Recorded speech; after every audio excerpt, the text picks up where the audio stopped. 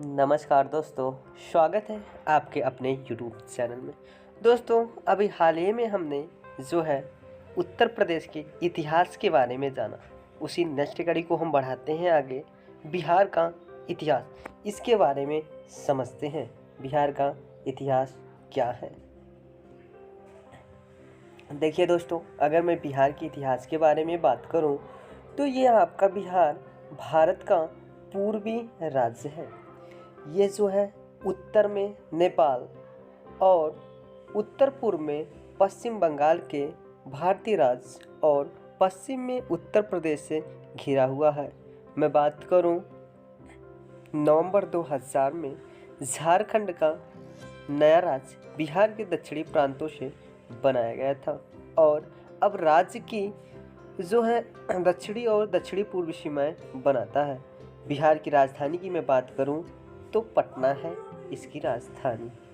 Okay, फिर बिहार के इतिहास के नेक्स्ट पॉइंट के बारे में समझते हैं।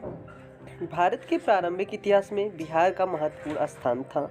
सदियों से यह साम्राज्यवादी शक्तियों का प्रमुख स्थान था और भारतीय संस्कृति और सभ्यता का मुख्य केंद्र था।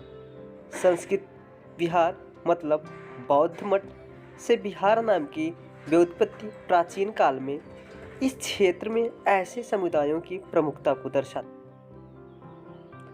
बिहार के अगर क्षेत्रफल की मैं बात करूं तो इसका क्षेत्रफल जो है 38,301 वर्ग मील है। मतलब अगर किलोमीटर में बात किया जाए तो 99,200 वर्ग किलोमीटर है। नेक्स्ट पॉइंट को समझते हैं। देखिए, ये भारत में आपके बिहार का मानचित्र है।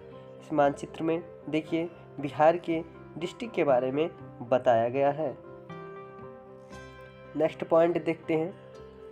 8.6% भाग माना जाता है। बिहार राज्य का जनसंख्या घनत्व की अगर मैं बात करूं तो 1106 व्यक्ति प्रति वर्ग किलोमीटर के हिसाब से है। जनसंख्या घनत्व के मामले में जो है बिहार राज्य का स्थान भारत में प्रथम रखता है। बिहार राज्य में 9 मंडल स्थित हैं। वो 9 मंडल कौन कौन से हैं? तिरहुत, भागलपुर, सारण, पटना, कोसी, पूर्णिया, मगध, दरभंगा। बिहार राज्य की जो राजधानी है वो पटना है। फिर बात करते हैं बिहार के नेक्स्ट पॉइंट को लेकर के।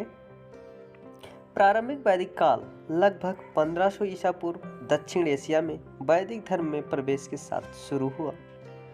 बिहार के मैदानी इलाकों में कई राज्य मौजूद थे।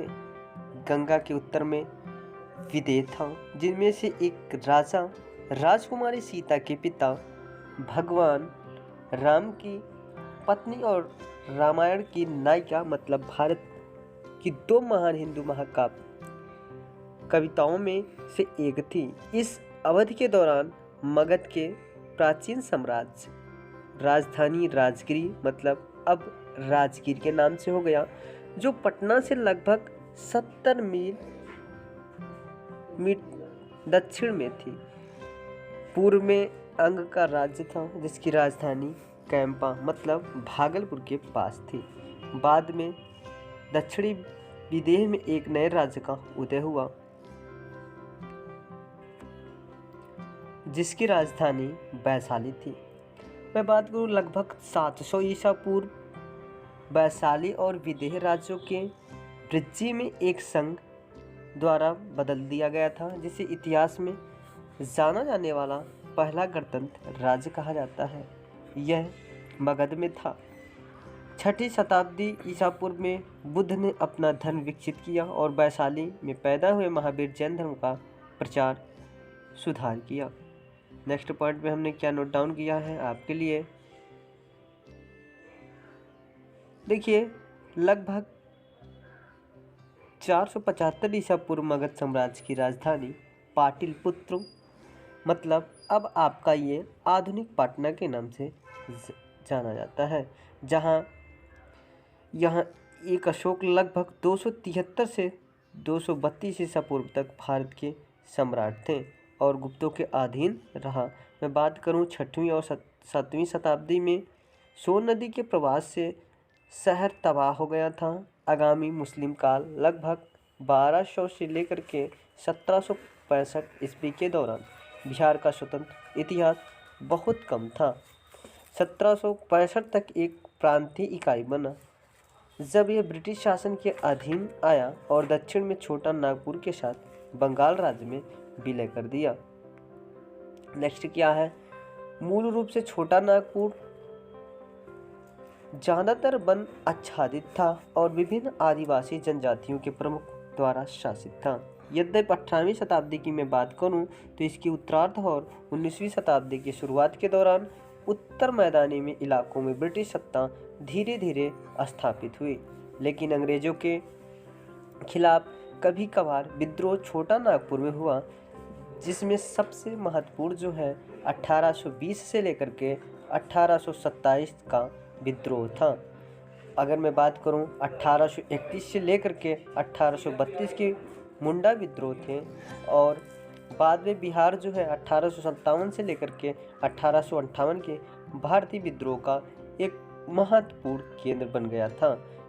बिहार 1912 तक अंग्रेजों के अधीन बंगाल प्रेसिडेंसी का एक हिस्सा बना। जब बिहार और उड़ीसा प्रांत का गठन हुआ, मतलब 1936 में दोनों ब्रिटिश शासित भारत के अलग प्रांत बन गए। नेक्स्ट पॉइंट क्या हमने नोट डाउन किया, देखिए बिहार ने भारतीय राष्ट्रवाद के क्रमिक चरणों में सक्रिय भूमिका निभाई और अहिंसक प्रतिरोध की वकालत करने वाले राष्ट्रवादी नेता मतलब मोहनदास करमचंद गांधी सबसे पहले उत्तरी बिहार के चंपारण क्षेत्र में यूरोपीय नील बागान मालिकों के अत्याचार के खिलाफ सत्याग्रह मतलब सत्य के प्रति समर्पण आंदोलन शुरू किया। डॉक्टर राजेंद्र प्रसाद, जिन्होंने स्वतंत्रता आंदोलन में अग्रणी भूमिका निभाई और स्वतंत्र भारत के पहले राष्ट्रपति चुने गए, उनका भी जन्म पटना के उत्तर पश्चिम सीवान जिले मतलब तब ये जो है सारण जिले का एक हिस्सा हुआ करता था। नेक्स्ट क्या हमने नोट डाउन किया आपके लिए, देखिए मैं बात करूं 1947 में भारत की स्वतंत्रता के बाद बिहार एक घटक हिस्सा बन गया। 1950 में एक राज्य बन गया मतलब, और 1948 में सरायकेला और खरसावां की राजधानियों वाले छोटे राज्यों को इसके साथ मिला दिया गया, और 1956 में जब भारतीय राज्यों को भाषाई आधार पर पुनर्गठित किया गया था तो लगभग 3140 वर्ग मील मतलब 8130 वर्ग किलोमीटर का एक क्षेत्र बिहार से पश्चिम बंगाल में स्थानांतरित कर दिया गया था। 1990 में स्वतंत्रता के बाद पहली बार एक राज्य सरकार को राष्ट्रीय सरकार को नियंत्रित करने वाली पार्टी के अलावा किसी अन्य पार्टी से चुना गया था। 2000 में बिहार के दक्षिण क्षेत्र में छोटा नागपुर और अधिकांश पठार झारखंड के नए राज्यों का हिस्सा बन गया। नेक्स्ट पॉइंट क्या नोट डाउन किया हमने आपके लिए, देखिए ये आपके बिहार राज्य का जो है मानचित्र है, इसे आप अच्छे से समझ सकते हैं।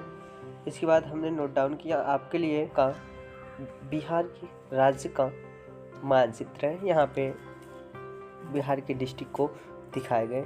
इसी के साथ मेरा पॉइंट यहीं पे समाप्त होता है। फिर आपको नेक्स्ट वीडियो झारखंड के बारे में बताया जाएगा। आज के लिए इतना ही। So thank you, all of you.